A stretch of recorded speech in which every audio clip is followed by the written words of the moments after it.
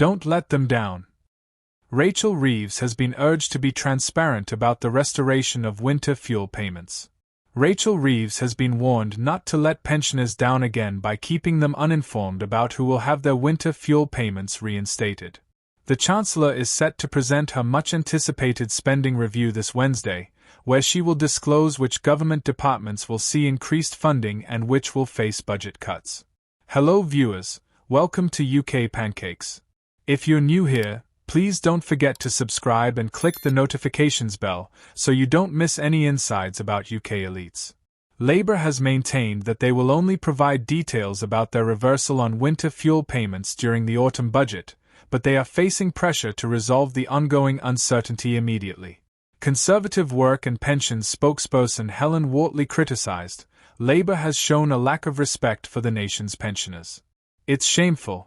After hardworking individuals had to choose between heating and eating last winter, and Kemi initiated a partial reversal on winter fuel, pensioners now urgently need clarity. It's too late to apologize for those who were left in the cold last winter. They must not allow pensioners to face another summer of uncertainty. Former Home Secretary and Attorney General Suella Braverman MP told The Express, Labour has already let our pensioners down and must not do so again. Pensioners have contributed to the system and deserve clear information rather than more failures and uncertainty. These demands arose as Cabinet Minister Peter Keir indicated that older Britons might have to wait months to find out if they will receive this crucial financial support for Christmas. Speaking on Sky News, the Science and Technology Secretary explained that the spending review will establish the overall financial limits for the government for the next 3 years, indicating that there are two separate issues at play. You will see the overall spending limits and allocations for each government department. Then each department will discuss how they will distribute those resources. However, Labour MP Rachel Maskell countered, stating, "It's essential that we get this right. We need to understand how the Chancellor plans to ensure that everyone in fuel poverty can access the winter fuel payments.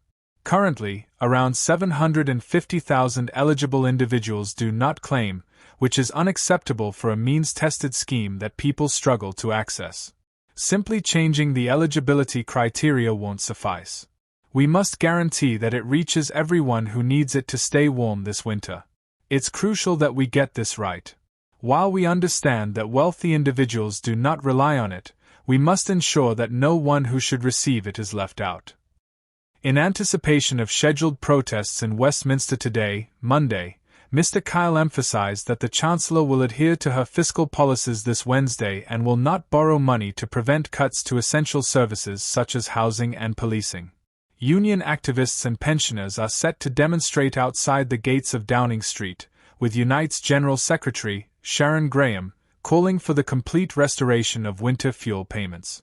Almost 250,000 Britons have signed petitions demanding the full reinstatement of winter fuel payments without conditions, increasing pressure on the Chancellor to not merely adjust the eligibility threshold.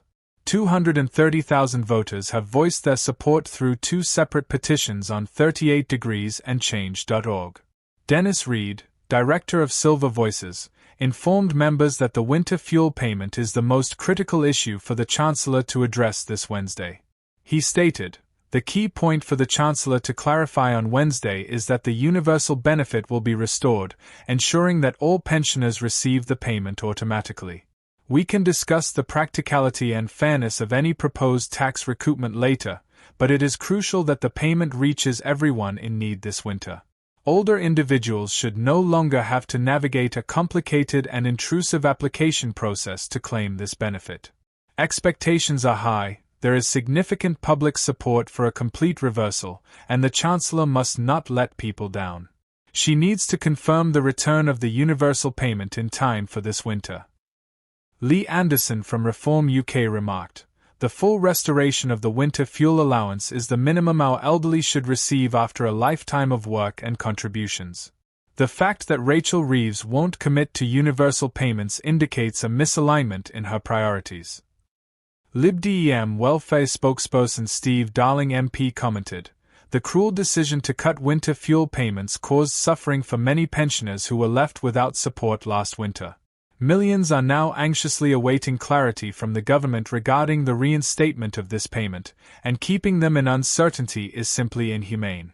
It's time for the government to apologize for the damage caused by this senseless cut and provide details to reassure pensioners. Polling released by Lord Ashcroft today revealed that only 21% of voters support Labour's cut to winter fuel payments last year, although opinions are divided on who should receive it. 40% believe Ms. Reeves should restore it for more pensioners, but not universally, while 30% want it reinstated for all pensioners, regardless of income. In a rare positive finding, the poll indicated that 40% of voters view Labour's U-turn as a favourable development that demonstrates they have listened and learned, compared to 30% who think it reflects Labour's inability to make and stick to decisions. On Wednesday, our beleaguered Chancellor will present future budgets for all government departments during her latest spending review. Rachel Reeves will likely feel relieved once the day is over. Attention will be focused on the areas where she has made cuts to save money. There are worries about a decrease in police funding, with senior officers nationwide warning that any reduction in resources would affect frontline services. A letter from top police officials to the Prime Minister cautioned that a settlement that does not account for our inflation and pay challenges would lead to difficult decisions about which crimes we can no longer prioritize. These statements should alarm any law-abiding taxpayer, as they suggest that without sufficient funding for the police, certain crimes may be overlooked or not investigated. I know I'm not the only one feeling increasingly frustrated and angry about what seems to be a more lawless society. Every day, I witness instances of antisocial behavior from individuals who show no regard for the law or for others.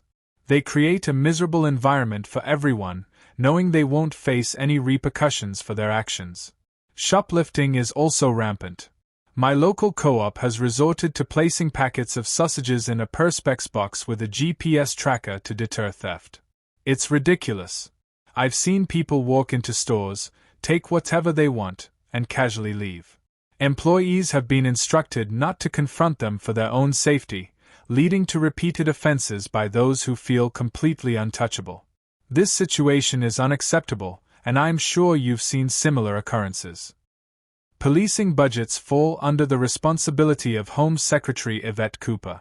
Reports suggest that discussions between the Home Office and the Treasury have not been productive, which explains the letter from senior police leaders to the Prime Minister. Rachel Reeves is in a challenging position, but it's hard to feel much sympathy for her given her management of the economy so far and some of the damaging anti-business policies she implemented in her initial budget. She needs to cut costs and control public spending, as the UK's borrowing is spiraling out of control. The numbers are staggering. Public sector debt exceeds 100% of our GDP, gross domestic product. The interest on this debt alone surpasses £105 billion annually. This level of debt is simply unsustainable for any government, and while reducing public sector spending is necessary, it shouldn't come at the expense of hardworking taxpayers who just want to feel safe in their neighborhoods and avoid the low-level crime that disrupts their daily lives. The worry is that if police funding is reduced, such crimes will only escalate due to a lack of resources to address them. Adding to the genuine concern that the government's early release program for various criminals to alleviate prison overcrowding poses a danger to public safety, it becomes evident that a shortage of future police funding would increase risks for the British populace. The government has shielded health, education, and defence from budget cuts, and these sectors are expected to receive increased funding to meet rising demands. In light of the new geopolitical landscape, which includes a more aggressive Russia and China, greater defense spending has justifiably gained attention. Additionally, the USA has made it clear that we cannot depend on any so-called special relationship in times of need. Therefore, police funding should also be safeguarded. Thanks for watching till the end. Drop your thoughts in the comments section. We hope to see you in our next UK Pancakes.